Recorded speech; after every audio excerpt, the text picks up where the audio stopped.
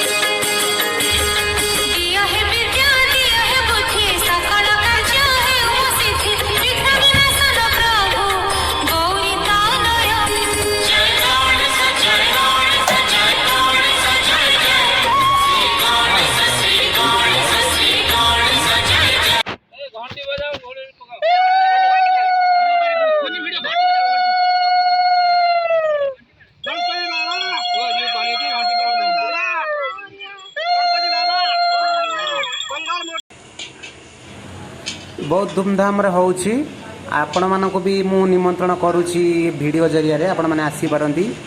डालमाटा तरकारीटा बहुत बढ़िया होइछि। आमर प्रताप भाई रोसई आला थिले तो बहुत भल रोसई करछथि आ तांको हाथ भी बहुत टेस्ट आपण जान खाइ।